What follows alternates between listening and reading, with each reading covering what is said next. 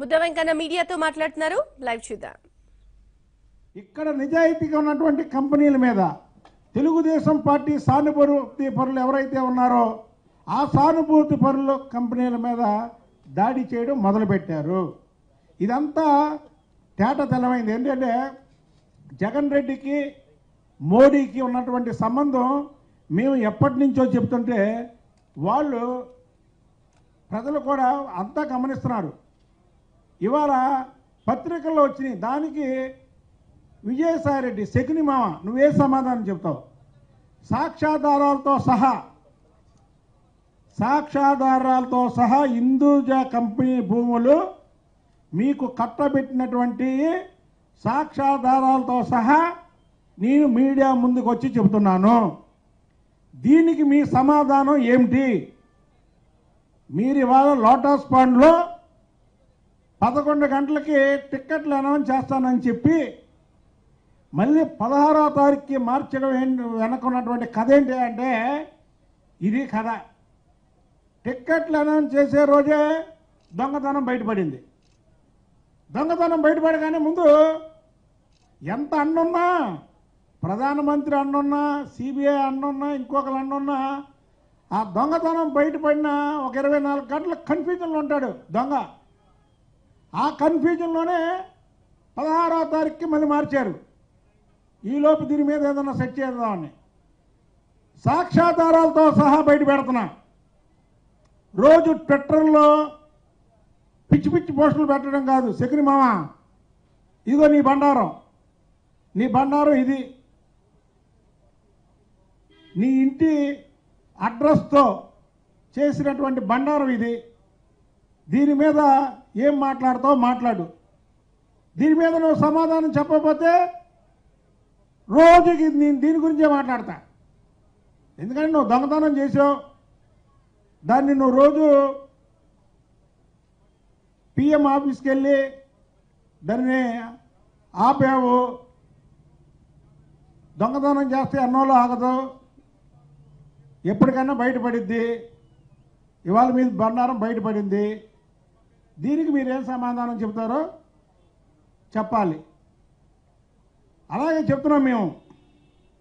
ఇవాళ మోడీ అంటాడు దేశానికి నేను కాపలాదారుణ్ణి అంటాడు. అయ్యా మోడీ గారు, మీరు దేశానికి కాపలాదారులా, జగన్మోహన్ రెడ్డి అవినీతికి కాపలాదారులా అని అడుగుతున్నాం మేము. ఇప్పటికైనా నీ దగ్గర ఏమాత్రం నిజాయితీ ఉన్నా చంద్రబాబు నాయుడు గారి మీద కక్ష సాధింపే చర్యగా నువ్వు చేస్తున్నటువంటి అరాచకాన్ని ఒక్క నిమిషం పక్కన పెట్టి ఈడీ ఇచ్చినటువంటి రిపోర్ట్లో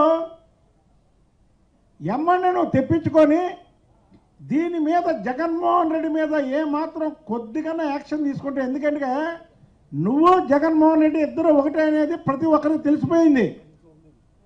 ఈ తెలిసిపోయినప్పుడన్నా నీ నిజాయితీని కాకపోతే కొద్దిగా రుజువు చేసుకోవడానికి ఇంత తేట తెల్లమైన తర్వాత కూడా నువ్వు దీని మీద యాక్షన్ తీసుకోలేదంటే, తర్వాత పాయింట్ ఏంటి అంటే మాది అసలు జగన్మోహన్ రెడ్డి దగ్గర నుంచి నీకెంత ముడుపులు అందింది అని అడగాల్సి వస్తుంది. మేము సాక్ష్యాధారాలతో పేపర్లో మీడియాలో ఇంత వస్తే ఇప్పటి వరకు జగన్మోహన్ రెడ్డి మీద ఎటువంటి ఎంక్వైరీ చేయకుండా వాళ్ళు గజగజ వణుకుతున్నారు లోటస్ పాండ్లో. అయ్యో మన బండారం ఇంకోటి బయటపడింది టిక్కెట్లు ఇచ్చే టైంలో అని. ఇవాళ నరేంద్ర మోడీ దీని మీద సమాధానం చెప్పాలి. ఎక్కడున్నటువంటి నాయకులు జీవీఎల్ నరసరావు, కన్నా లక్ష్మీనారాయణ కాదు, వీళ్ళకి అంత చెప్పే అర్హత కూడా లేదు. ఇవాళ దేశానికి కాపలాదారుడువా, వైఎస్ జగన్మోహన్ రెడ్డి దోచుకున్నటువంటి ఆస్తులకి కాపలాదారుడువా అనేది నరేంద్ర మోడీ గారు చెప్పాలి. అసలు ఇంకో విషయం ఏంటంటే, ఇందాక ఒక ఛానల్లో చూసా, ఫామ్ 7 పెట్టి జగన్మోహన్ రెడ్డి ఓటు తొలగించాలి అంటే పులివెందుల్లో కేసు పెడుతున్నారు. చాలా తప్పు. నా పాస్పోర్ట్ ఉంది, నా పాస్పోర్ట్ నా అడ్రస్ నా ఇంటి అడ్రస్ మీద ఉంది. Jaganmohan Reddy passport lotus pond, Hyderabad lotus pond address మీద ఉంది. 4.5 ఏళ్ళైంది నువ్వు ప్రతిపక్ష నాయకుడయ్యి. ఇప్పటి వరకు నువ్వు కనీసం పులివెందల నీ ఇంటి ఏదైతే మీ తాత ముత్తాతల దగ్గర నుంచి వస్తున్న పులివెందల అడ్రస్ మీద కూడా లేదు నీ పాస్పోర్టు. అలాగే నీ డొల్ల కంపెనీల అడ్రస్ బెంగళూరులో ఉన్నటువంటి ప్యాలెస్ అడ్రస్లు ఉన్నాయి. నువ్వు అనర్హుడివి కాకుండా ఇక్కడ ఏ విధమైనటువంటి ఓటు హక్కును నువ్వు వినియోగించుకుంటావు? ఫామ్ 7లో ఎవరైతే నీ ఓటు తొలగించమన్నారో అది కరెక్టే, అది రాజ్యాంగానికి వ్యతిరేకమేం కాదు. రాజ్యాంగ పరిధిలోనే ఆ ఫామ్ 7లో నీ ఓటు తొలగించాల్సినటువంటి బాధ్యత ఉంది. అలాగే చీఫ్ ఎలక్షన్ కమిషన్ కూడా జగన్ని ఆయన పార్టీని పోటీకి అనర్హులుగా ప్రకటించాలి.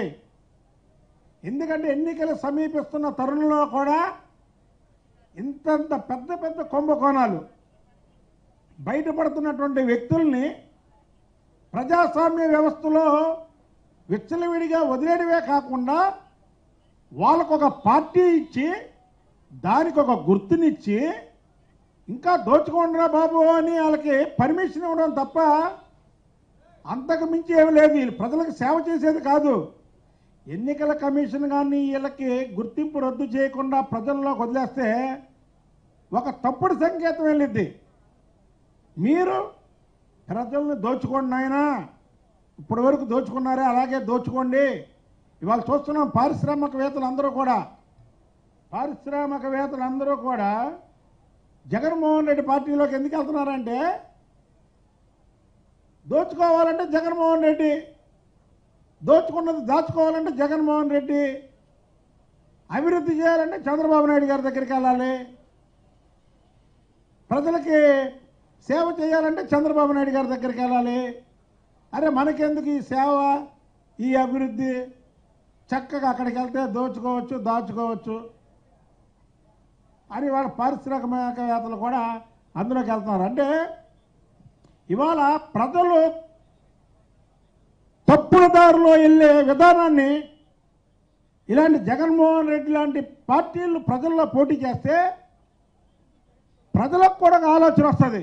అరే ఈజీగా డబ్బు సంపాదించడం జగన్మోహన్ రెడ్డి లాగా సంపాదించవచ్చు, జగన్మోహన్ రెడ్డి ఆ నాన్న అడ్డం పెట్టుకొని ఎంత సంపాదిస్తే డైరెక్ట్గా ఎంపీఓ ఎమ్మెల్యే అయితే ఇంకెంత సంపాదించచ్చు అని ఇవాళ లోటస్ పాండ్లో ఇవాళ ఉదయం నుంచి చేరుతున్నటువంటి పారిశ్రామికవేత్తలు ఎవరైతే ఉన్నారో వాళ్ళందరూ కూడా అలాంటి వాళ్ళు. ఆల్రెడీ వాళ్ళ మీద ఇలాంటి కేసులు కూడా ఉన్నాయి. ఆల్రెడీ ఈ జగన్మోహన్ రెడ్డి కంటే ముందు కేసులు ఉన్నాయి వీళ్ళందరి మీద. ఆఖరికి వ్యవస్థని బస్టు పట్టించడమే కాకుండా ఇవాళ సిబిఐ ఈడీ లాంటి సంస్థల్ని నిర్విరామం చేసి దేశాన్ని దోచుకుంటున్నటువంటి జగన్ లాంటి వాళ్ళని మోడీ అండగా ఉన్నారని తేలిపోయింది. ఎందుకంటే ఎంత జరుగుతున్నా సరే సైలేదు. అరే ప్రతిపక్ష నాయకులు అవతల మమతా బెనర్జీ గారి మీద సిబిఐ దాడులు చేపిస్తారు, ఇక్కడ ఆంధ్రప్రదేశ్లో సిబిఐ దాడులు చేపిస్తారు, పక్కన ఉన్నటువంటి కర్ణాటకలో సిబిఐ దాడులు చేపిస్తారు, పక్కన ఉన్నటువంటి తమిళనాడులో సిబిఐ దాడులు చేపిస్తారు. ఇక్కడ ఉన్నటువంటి జగన్మోహన్ రెడ్డిది ఇంత అవినీతి ఇవాళ బట్టబయలయ్యి పత్రికలు ఎలక్ట్రానిక్ మీడియా గగ్గోలు పెడుతుంటే ఏమైపోయారు నరేంద్ర మోడీ గారు అని మిమ్మల్ని అడుగుతున్నాం. రాష్ట్రంలో ఉన్నటువంటి అవినీతి ధనాన్ని, దేశంలో ఉన్నటువంటి అవినీతి ధనాన్ని తీసుకొచ్చి ప్రజలకు పంచుతానని చెప్పినటువంటి నరేంద్ర మోడీ ఏమైపోయావు నిన్ను ప్రశ్నిస్తున్నాం. ఇలాంటి దొంగలనా నువ్వు వెనకేసుకొచ్చేది? ఇలాంటి దొంగలకా నువ్వు షెల్టర్ ఇచ్చేది? ఇలాంటి దొంగలకా నువ్వు సిబిఐని వాళ్ళు చెప్పినట్టు వినమని చెప్పేది? తప్పకుండా కేంద్ర ప్రభుత్వం కలెక్ట్ చేసుకొని దీంట్లో ఇవాళ ఏ అయితే పత్రికల్లో వచ్చినాయో దాని మీద తక్షణం సిబిఐ జగన్మోహన్ రెడ్డిని విచారించాల్సినటువంటి అవసరం ఉంది. సెక్రమామ విజయసాయి రెడ్డిని కూడా లోపడేయాల్సినటువంటి అవసరం ఉంది. ఎన్నికల కమిషన్ కూడా ఇలాంటి పార్టీని రద్దు చేసి ప్రజల్లోకి వెళ్లకుండా చూడాల్సినటువంటి బాధ్యత ఉందని తెలియజేయడమే కాకుండా ఇందాక చూపించా ఏదైతే వాళ్ళ పత్రికలు వచ్చిందో దానికి సంబంధించినటువంటి సాక్ష్యాధారాలన్నీ కూడా దీని మీద మరి కేంద్రం ఏ చర్య తీసుకుంటుందో చూస్తాం. లేకపోతే దీని మీద ఉద్యమాన్ని ఉధృతం చేస్తాం. అంతేగాని చర్చలకు రమ్మన్నాం, నువ్వు దోచుకున్నావా లేదా అని అడగడం కూడా కాదు. ఇది సాక్ష్యాధారాలతో సహా ఉన్నటువంటి ఆధారాలు. ఈ ఆధారాల మీద మేము ఫైట్ చేస్తాం. కేంద్రం దిగొచ్చే వరకు, నరేంద్ర మోడీ దిగొచ్చే వరకు,